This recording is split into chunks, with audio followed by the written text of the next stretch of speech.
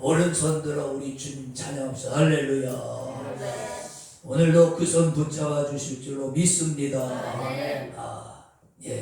오늘뿐만 아니라 우리가 주님 앞에 갈 때까지 주님이 우리 손, 여러분 손 붙잡으시기를 축원합니다. 내가 붙잡는 것도 중요하지만 주님이 붙잡는 게 중요하죠. 여러분 그 엄마들이 아기를 붙잡고 이렇게 거리를 걸어갈 때에 아기는 손이 작아서 힘이 약해서 엄마를 붙드는 손이 약해요. 그죠? 근데 엄마는 아기보다 손이 크죠. 힘이 있어요. 그래서 아기가 엄마를 붙잡는 사람은 놓칠 수 있고 넘어질 수 있지만, 그러나 아기가 넘어지려고 해도 엄마가 아기 손을 붙잡는 아기는 넘어지지 않습니다. 왜? 엄마가 놓치지 않기 때문에. 이와 같이 맞아. 내가 주님을 붙잡는 것 중요합니다. 그러나 더 중요한 것은 하나님이 내 손을 붙잡아 주시는 것입니다. 우리는 실수해서 주님의 손을 놓칠 수 있어요. 시험에 들 수 있고 넘어질 수 있어요. 그러나 하나님의 손은 놓치는 손이 아닙니다. 그 손은 우리를 꽉 붙잡으시고 주님 나라 갈 때까지 인도하시는 손인 줄로 믿습니다. 올 가을에는 참 비가 많이 오죠. 이게 가을인지 여름인지 헷갈려요. 날씨 기온만 아니면 꼭 여름 같은. 동남아 날씨 닮아가는가? 동남아가 이맘때 우기가 되면 그렇게 뭐 비가 매일 온다고 그러잖아요. 그래 요즘 공사하는 사람들이 난리야. 바깥에서 매일 비가 오니까 공사가 밀려진다고 난리인데, 참 그렇습니다. 그러나 합력해서 소원을 이루시고 또 비가 많이 오면 우리 마실 물이 넉넉해지죠. 요즘 이 현대의 삶은 도시에 다 사람들이 모여 살기 때문에 충분한 물이 공급되지 아니하면 삶의 질이 떨어질 수밖에 없죠. 지난번에 강릉에 물이 비가 안 와가지고 물을 배급을 받고 그러잖아요. 그러니 목욕은 못할 거 아니에요. 사용은 못할 거 아니에요. 그죠? 세수도 제대로 못할 거 아니에요. 마실 물도 배급받아서 먹는데 무슨 샤워할 물이 어디 있겠어요? 설거지 할 물이 어디 있겠어요? 아마 일회용 사다가 비닐도 씌워서 쓰고서는 아마 버리고 그러지 않았을까? 참 이 물도 우리가 살아가는데 아주 중요하죠. 오늘 말씀 내 눈에 숨기웠도다. 주님이 하신 말씀입니다. 지난번에 예수님께서 어린 나귀를 타시고 예루살렘에 입성하셨다. 그 말씀 들었잖아요. 나귀를 타시고 어린 나귀를 탔다는 말은 성경을 이루시기 위함이고, 왜? 성경의 마지막 때의 메시아가 나귀를 타고 들어올 거다 라고 예언을 했기 때문에 그 말씀을 이루시기 위해서 그렇게 하시고, 그 다음에 겸손의 상징이죠. 원래 왕은 백마를 타야 된다고 그랬죠. 왕은 백마를 탑니다. 실제로 세상의 왕들은 백마를 타고 승전 그 전쟁에서 승리한 장수는 백마를 타고 금이 환영을 하죠. 근데 주님은 어린 나귀를 탔다는 말은 겸손을 상징하는 것이고, 그 다음에 백마를 타고 들어오는 왕이나 장수는 무력으로 세상을 평정함을 상징한다고 하면, 어린 나귀를 타고 들어오는 주님은 평화의 왕을 상징하는 것입니다. 평화를 상징한다. 그런 말. 예수님께서 예루살렘에 들어오셔서 예루살렘 성전에 가까이 오사 그 성전을 보시고 우셨다. 오늘 그랬죠?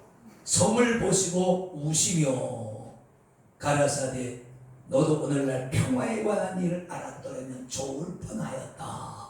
근데 내 눈에 숨겨졌다.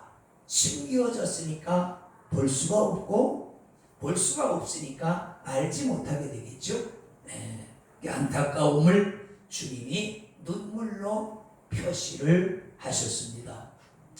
자, 41절에 가까이 오사 성을 보시고 우셨다 그랬습니다. 얼마나 안타까우면 우셨을까요? 왜 우셨을까요? 그 43절 44절에 그랬죠. 날이 이를지라 내 원수들이 흙으로 성을 쌓고 너를 둘러 사면으로 가두고 또 너와 및 그 가운데 있는 네 자식들을 땅에 메어 치며 돌 하나도 돌 위에 남기지 아니하도록 다 이 예루살렘 성전과 성을 파괴시킬 것이기 때문에 그렇다. 그러니까 이런 어마어마한 멸망의 날이 지금 가까워오고 있는데도 그 당시 예루살렘에 있는 사람들은 근심 걱정이 없이 태평하게 야 오늘도 햇빛 좋고 먹고 마시자 즐기자 그러면서 살았다는 얘기야. 그러니까 주님이 그걸 보시고 너무 안타깝고 예루살렘의 멸망이 지금 다가오고 있는데 이 사람들은 자기가 이제 얼마 후에 자기들이 죽고 자기 자식들이 매당댕이 치고 자기들의 남편과 아내들이 칼에 맞아 죽는 이런 극한 환란이 올 텐데 그걸 모르는 거예요. 왜? 숨기워졌기 때문에 그렇다. 그러니까 주님이 너무 안타까우신 거예요. 여러분 우리가 누가복음 지금 쭉 강의를 했지만 17장에 보면 예수님이 올 때 인자가 올 때는 그 뭐예요? 그 노아의 때와 같고 그 다음에 또 무슨 때? 노세 때와 같다 그랬잖아요. 주님이 말씀 인자가 올 때는 노아의 때와 같다. 노아가 그 7 식구와 함께 방주에 들어가던 날까지 그 아침까지도 사람들은 먹고 마시고 시집가고 장가가고 씨 뿌리고 그런 일 했다는 거예요. 그러니까 알지 뭐 노세 때도 하늘에서 유황불이 내려서 멸망하는 그 아침까지 사람들은 먹고 마시고 시집가고 장가가고 그렇게 했다는 거예요. 그러다가 거기 보면 그들이 다 멸망하였느니라. 그때 알지 못하고 멸망 당하는 줄도 모르고 어느 날 갑자기 멸망한 거예요. 그 이탈리아에 가면 폼페이라고 하는 그런 지역이 있습니다. 거기 그 산이 베수비우스인가 그 화산산이 있고 그 앞에 도시가 있었는데 그 도시가 2000년 만에 발굴이 됐어요. 그게 이제 그 가보면 폼페이 그 도시에 가보면 화산이 어느 날 갑자기 터져가지고 이 화산재가 그대로 내려앉아가지고 도시가 하나도 파괴되지 않고 그대로 보존이 됐어요. 사람들이 거기 가보면 사람들이 그 갑자기 화산이 터져서 어떤 사람은 길을 가다가 죽은 사람이 있고 어떤 사람은 빵집 앞에서 빵을 사다 기다리다 죽은 사람도 있고 어떤 사람은 저 청춘 남녀가 부둥키고 그냥 불이 우박처럼 떨어지니까 부둥키고 이렇게 죽은 큰 모습이 있어요. 근데 2000년 전의 모습이 어떻게 있느냐?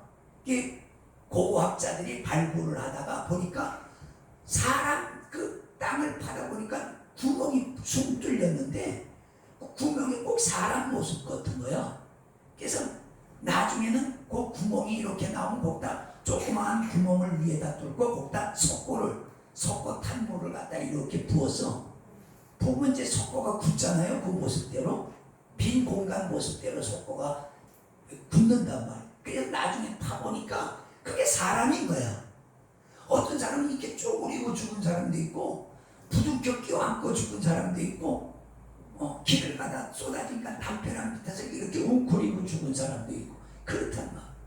그렇게 멸망을 당한 거예요. 어느 날 갑자기 화산이 터져서 화산재가 터지니까 집도 어떤 집은 개화집이 그대로 있어. 붉은 개화집인데 위에서 재가 내려오니까 쌓여가지고 4, 5m 쌓이니까 집이 그대로 있고 그 안에 항아리도 그대로 있고 타일로도 그대로 있고 벽화의 색깔도 그대로 있고 요즘 집 보고 거의 똑같아. 2000년 전의 집이 얼마나 문화가 거기 발달했는지 지금 우리가 쓰는 칼락 타일 있잖아요. 그 부잣집이야 타일을 깔아서 우리 벽화가 그대로 있더라. 네, 그걸 보면서 이게 마지막 때 멸망하는 모습이야. 노아의 때, 롯의 때 그랬다는 거야. 사람들이 아침까지도 뭔지도 모르고 먹고 마시고 그냥 자기 일하다가 호련히 멸망이 와서 멸망했다는 거예요. 주님이 너무 안타까우시. 그래서 우셨다. 그렇습니다. 네, 여러분 세상을 보세요. 이 아름다운 세상이 설마 불에 탈까? 설마 무너질까? 설마 파괴될까? 아니에요. 아름다워도 믿음이 없는 것은 무너집니다. 예수님이 예루살렘에 들어가셨을 때에 예수님과 제자들은 저 갈릴리 출신이에요. 다시 말하면 시골 출신이요. 예루살렘에 와서 예루살렘 성과 예루살렘 성전을 보니까 너무 멋있는 거예요. 말 그대로 미안합니다. 촌놈들이 그 대리석으로 지은 예루살렘 성전을 보니까 너무 화려하고 황홀하고요. 그래서 제자들이 너무 멋있다. 나 처음 보네. 이렇게 멋있는 성전 처음 보네. 그럴 때에 주님이 말씀, 너희가 이 아름다운 성전을 보느냐? 앞으로 돌 하나도 돌 위에 남기지 않고, 그 말은 바닥까지 다 무너진다. 다 무너뜨리우리라. 그래서 제자들이 볼 때는 이렇게 아름다운 성전, 이렇게 아름다운 건물, 우리가 볼 때 이렇게 아름다운 저 롯데타워와 같이 100층이 넘는 저런 어마어마한 건물, 이 화려한 문화가 실제로 여러분 살다 보면 그런 생각 안 들어요? 진짜 멸망이 올까? 그런 생각이 드는 거예요. 노세 때의 사람들도 그랬다는 거예요. 제자들도 그랬어요. 그런데 주님이 말씀했어요. 아무리 아름답고 화려한 문화라 할지라도, 문명이라 할지라도 믿음이 없는 것은 반드시 무너진다 라는 것입니다. 그렇습니다. 여러분, 믿음이 없는 것은 마지막 때에 구물이 여김을 받지 못합니다. 그래서 주님이 한탄하시면서 42절에 하신 말씀이 그거죠.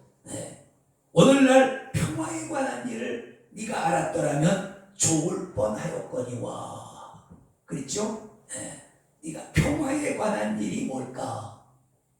아까도 말했지만 유대인들은 메시아가 장차 오면은 아까처럼 백마를 타고 자기들을 압제하고 식민지로 삼은 로마군과 싸워서 로마의 군을 격퇴시키고 이 땅에 아름다운 유토피아를 건설할 줄 알았단 말이에요. 유대인들은 그렇게 믿었어요.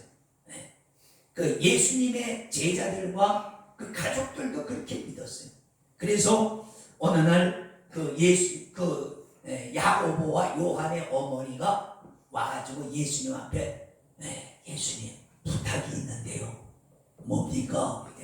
앞으로 주님이 왕이 되시면 내 아들 야고보는 주님 오른편에 앉아서 정치를 하게 하시고 작은 아들 요한은 왼쪽에, 그러니까 우의정과 좌의정이 되게 해주시면 좋겠습니다. 그러면서 예수님에게 치맛바람을 일으켰단 말이에요. 주님이 그랬어요. 당신들이 구하는 것을 당신들은 지금 알지 못합니다. 장차 내 좌우편에 앉는 것은 내가 할 일이 아니라 아버지께서 주실 일입니다.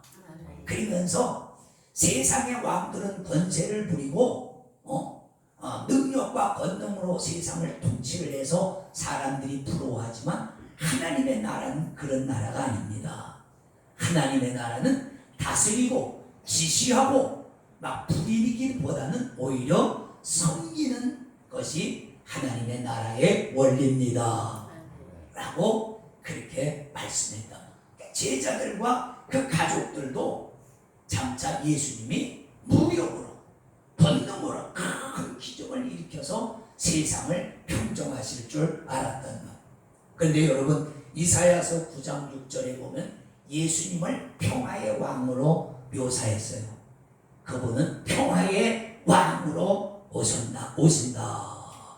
평화의 왕.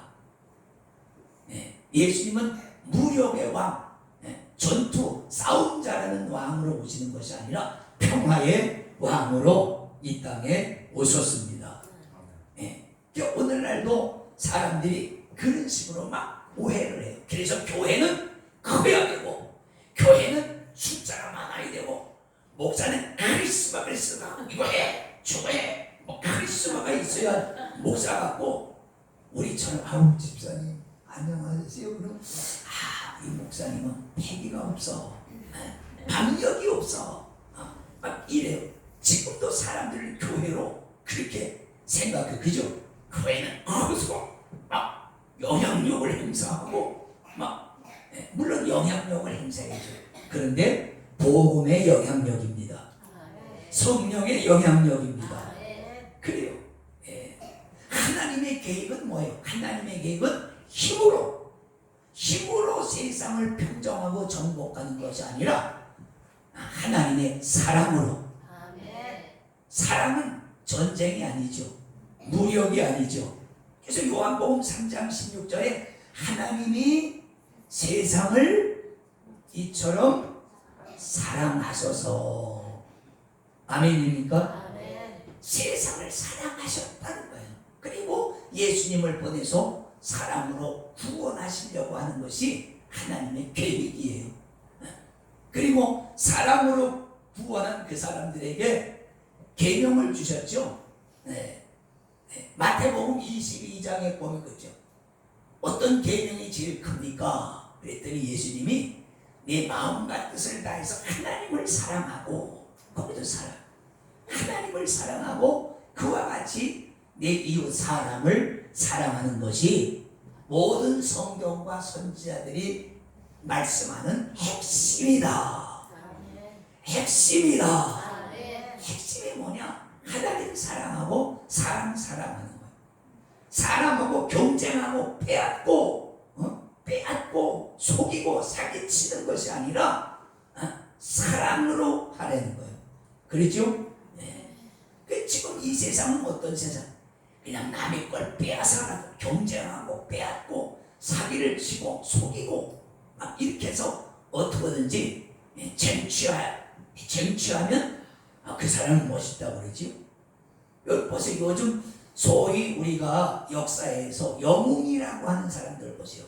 영웅하면 세계를 침략했던 영웅들 보세요. 징기스칸이나 나폴레옹이나 그 다음에 또 뭡니까 저 그리스의 누구냐, 그런 사람들 보세요. 그 영웅이라는 건 남의 나라 그냥 쳐들어가서 죽이고 불사르고 빼앗고, 그게 오늘날 사람들이 말하는 소위 영웅이라는 거. 아니 여러분, 왜 잘 살고 있는 남의 나라에 괜히 쳐들어가서 죽이고 빼앗고 불태우고 파괴하고 막 그럽니까? 그런 사람들을 소위 영웅이라고 세상은 칭송하고 높인단 말이에요. 아니 지금도 러시아가 우크라이나가 언제 싸우자고 그랬나요? 그죠? 근데 러시아가 쳐들어가서 얼마나 많은 양쪽 사람이 죽었습니다. 러시아도 남자가 지금 부족해요. 여자들이 시집을 못 가. 왜? 젊은 사람들 전쟁에 데려다 다 죽고 부상당하고 다 그렇게, 나머지는 똑똑한 사람들은 도망가고 해외로. 그러니까 이런 사람들을 영웅이라고 칭송하는 것이 세상이라고. 그러니까 주님은 그런 사람으로 오신 것이 아니에요. 평화의 왕으로 오셔서 사랑으로 고아와 과부를 돌보시고, 그죠? 약한 사람들, 소외된 사람들과 함께 식사하시고 그들에게 소망을 주시고 천국을 증거하셨습니다. 이게 평화에 관한 일. 근데 유대인들은 그걸 알지 못하고, 예수님이 지금 예루살렘에 들어오셨는데도 그분이 평화의 왕, 그분을 믿으면 자기들이 앞으로 평안하게 될 것을 알지 못하고 자꾸 어떤 엄청난 파괴력을 가진, 힘을 가진 메시아가 올 줄로 아직도 그렇게 생각하고 있다. 그래서 예수님이 와서 아무리 기적을 행하고 능력을 행하고 사랑하고 사랑으로 그들을 치유하고 위로해도 사람들은 그 당시에 그 주류 사회의 유대인들은 예수님을 멸시하고 엉뚱한 메시아를 기다리는 그런 상황이 됐다. 그런 말씀. 그래서 주님이 말씀하시기를 네가 평화에 관한 일을 알았다면 좋을 뻔하였다. 그런 말. 재밌는 표현이 있습니다. 영어 원문에 보면은 그렇게 됐어. Eternal peace was within your reach라고 그랬는데 그게 무슨 말이냐면 영원한 평화는 멀리 있는 것이 아니라 네 팔이 닿을 수 있는 곳에 있다는 거예요. 그래서 네가 손만 뻗으면 얼마든지 영원한 평화, 영원한 생명을 네가 얻을 수 있다는 거예요. 참 그 표현이 또 다르죠? 좀 감성이 좀 다르죠? 그런데 you turned it down. 네가 그걸 거절했다는 거예요. 그러니까 하나님은 영원한 평화를 네가 손이 닿을 수 있는 것, 손 밖에 있으면 손이 안 닿으면 취할 수가 없잖아. 네 손이 팔이 닿을 수 있는 곳에다가 영원한 평화를 갖다 주셨는데 그걸 네가 취하지 않고 너는 그것을 거절했다는 거예요. 보세요. 예수님이 이스라엘 땅에 오셨잖아요. 좀 예루살렘에 오셨잖아요. 근데 유대인들은 예수님을 거절했어요. 어디서 왔다고? 그래서 나사렛에서 왔다. 그랬더니 야, 나사렛에서 어떻게 선한 것이 날 수 있겠냐? 야, 나사렛 촌놈이 뭘 하겠냐? 이렇게 그들은 거절을 했다는 거예요. 그래서 주님이 한숨을 쉬면서 말씀하시기를 Now is too late 그랬어요. 이제는 너무 늦었다. 모든 것은 때가 있습니다. 예수 믿는 것도 때가 있어요. 계속 구원의 문이 열려 있지는 않습니다. 주님이 오시기 전에는 구원의 문이 닫힙니다. 그러니까 늦기 전에, 망하기 전에, 늦기 전에, 망하기 전에 우리는 주님 앞에 가야 되는 줄로 믿습니다. 42절 마지막에 그래서 뭐라고 그랬어요? 42절 마지막에 보면 내 눈에 숨기웠도다. 그렇죠? 이게 그 표현이에요. 우리 성경에는 내 눈에 숨기웠도다 그랬지만 영어 원문에는 그랬어요. 하나님 영원한 평화가 네가 팔이 닿을 수 있는 곳에 하나님이 두셨는데 네가 그것을 거절했다. 이건 더 직접적인 표현이죠. 보세요. 숨겼다는 말은 숨겨졌으니까 내가 알지 못하는 건 당연하고 못 믿는 건 당연하게 이렇게 빠져나갈 수 있잖아요. 그죠? 숨겨졌다고 그랬으니까. 아니 숨겨놓고서 야 먹어라 그러면 사람들이 당황할 거 아니에요. 아니 어디 있어? 뭘 보여야 먹지? 근데 영어 원문에는 아니 하나님께서 영원한 평화를 네 팔이 닿을 수 있는 곳에 놓으셨다는 거예요. 근데 그걸 네가 거절했다는 말은 내 분명한 의지를 가지고 거절했다는 말. 그렇죠?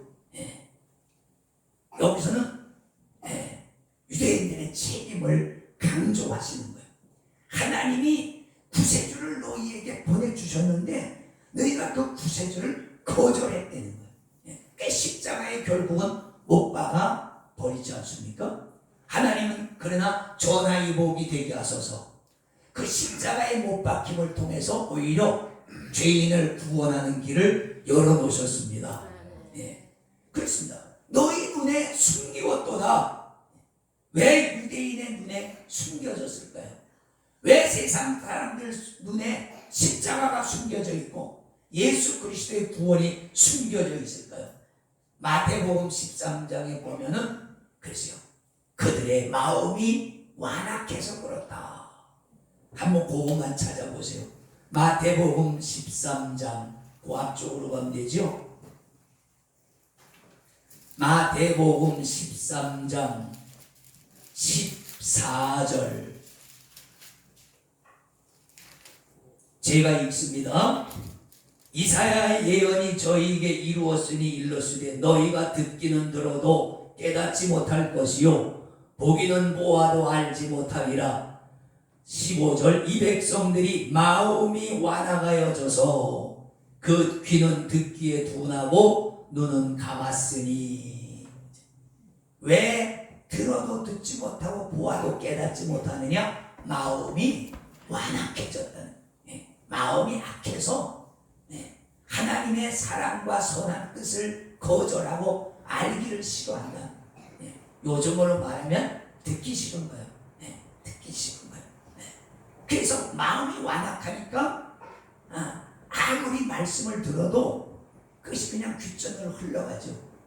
하나님의 영생의 길을 보여줘도 그게 눈에 들어오질 않은 거예요. 사람은 그렇잖아요. 내가 관심 있는 게 눈에 들어오죠. 그렇죠? 내가 관심 있는 거.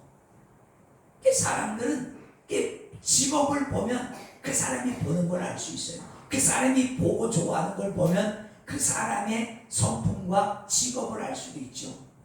늘 얘기하잖아요. 좋은 장사터가 있으면 장사하는 사람, 야 여기 몫이 참 좋네. 그러죠. 그래서 옛날에 어떤 종 출신의 그 딸이 아버지가 어떻게 종인데도 돈을 많이 벌어서 부잣집으로 딸을 시집 보냈는데 가다가 가마를 타고 시집을 가다 이제 힘들어서 수양 받으려고 아래 가서 가만히 쉬고 있는데 그 딸 신부가 그러더래요. 아이고 이 수양 받을 참 잘 늘어졌네. 이거 그냥 쏙쏙 빼다가 바구니 만들어서 팔면 장사 잘 되겠네. 그 옆에서 사람이 듣고 뭐야? 이게 종 출신 아니야? 그래서 보람이 났다는 거 아니야? 그죠? 직업은 속일 수 없다는 말이 이제 그럴 거야. 그죠? 늘 목사는 아이고 여기다 예배 담지면 좋겠다. 맨날 그 소리 나오고. 그러니까 부자는 부자의 눈으로 보고 가난한 사람은 가난한 사람의 눈으로 보는 거예요. 부자가 여러분 그런 게 눈에 들어오겠어요? 그죠? 부자는 그런 건 눈에 안 들어온다. 그러니까 사람은 자기 눈에 좋은 게 들어와요. 영생을 사모하는 사람은 영생의 길이 눈에 들어오죠. 영생의 말씀이 귀에 들어온단 말이에요. 근데 영생에 관심이 없으면 교회가 아무리 얘기를 해도 그 사람들은 사기꾼이라고 그러고 돈 벌려고 한다고 그러고 그런 소리 나죠. 그렇습니다. 그 마태복음 13장에 보면 주님이 거기 그랬거든요. 오늘 13장 찾았잖아요. 13장 10절에 제자들이 예수께 나와 가로되 어찌하여 저희에게 비유로 말씀하시나이까? 그랬더니 대답하여 가로사대 천국의 비밀을 아는 것이 너희에게는 허락되었으나 저희에게는 아니 되었나니. 이게 무슨 뜻이에요? 왜 주님 좀 쉽게 말씀하시지? 비유라고 하는 것은 돌려서 말하는 거 아니야? 그 왜 비유로 말씀하십니까? 그러니까 천국의 비밀을 아는 것이 너희에게, 그러니까 나를 믿고 따르는 너희에게는 허락이 됐지만 믿지 않고 따르지 않는 사람들에게는 그것이 숨기워졌다는 말이에요. 숨기워졌다는 거예요. 그러니까 비유로 예수님께서 말씀하심도 그런 것들이 있어요. 그래서 있는 자는 더 얻을 것이고 없는 자는 있는 것도 빼앗긴다는 말은 믿음이 있는 자는 천국도 더 받을 것이고 믿음이 없는 사람은 천국을 갖다 줘도 아까 팔이 닿을 수 있는 장소까지 갖다 주어도 그것을 취하지 못한다. 그러니까 안타까워. 그래서 주님이 오신 것이고 이런 탄식의 말씀을 하신 것입니다. 그렇습니다. 우리가 이게 사람을 볼 때 좋은 사람, 마음이 착하고 이런 사람들 좋은 사람. 근데 그런 사람들 중에도 완악한 사람이 있어요. 성품이 착하다고 해서 복음에도 착한 건 아닙니다. 성품이 좀 못돼도 복음에는 열린 사람이 있어요. 그렇죠? 네. 희한하죠? 근데 가만히 보면 인간적으로 착한 사람들이 예수를 잘 안 믿어요. 왜냐니까 예수를 믿는다고 하는 사람들이 자기만도 못한 거야. 예수 믿는 사람들이 욕심도 어떤 때 많고 우락부락하고 막 그런다니까 예수 믿어도 나만도 못하네 이렇게 생각하고 복음을 거절하는 거예요. 근데 하나님의 나라는 힘으로 되지 아니하고 능으로 되지 아니하고 혈통으로나 육적으로나 사람의 뜻으로만 되는 것은 아닙니다. 말씀 서두에 그랬죠. 내가 주님의 어머니의 손을 붙잡는 것도 중요하지만 어머니가 내 손을 붙잡는 것이 더 안전하다. 넘어지는 순간에 아기 손은 약하기 때문에 놓쳐요. 근데 어머니가 붙들고 있는 손은 아기가 넘어져도 쓰러질 비틀대도 손을 꽉 잡고 있기 때문에 놓치는 일이 없단 말씀 요약합니다. 그래서 하나님의 말씀을 듣는 자가 복이 있습니다. 이 굉장히 중요한 말씀. 마태복음 아까 13장 16절을 읽어드립니다. 그러나 너희 눈은 봄으로 너희 귀는 들음으로 복이 있도다. 누가 복이 있습니까? 하나님의 복음의 말씀을 보는 사람, 그 말씀을 듣는 사람.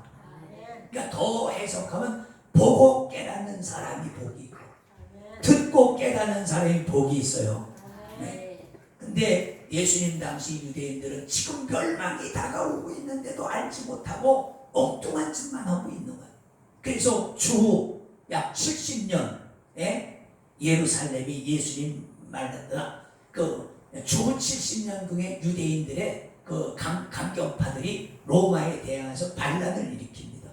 반란을 일으켰기 때문에 로마에서 티투스라고 하는 장군을 앞세워서 병력을 보내서 하여튼 몇 년 동안 예루살렘 성을 포위를 하죠. 그래서 예루살렘이 먹을 게 없어서 서로 아기를 잡아먹고 사람을 잡아먹고 그렇게 견디지만 결국 예루살렘이 함락을 당하고 그때 예루살렘 성과 성전이 다 파괴가 되고 얼마나 로마인들이 몇 년 동안 예루살렘을 에워싸고 싸우면서 피를 많이 흘렸는지 아주 얄밉게 봐가지고 어린아이서부터 노인들까지 사람이라고 하는 사람은 구물이 보지 않고 다 죽였다는 거예요.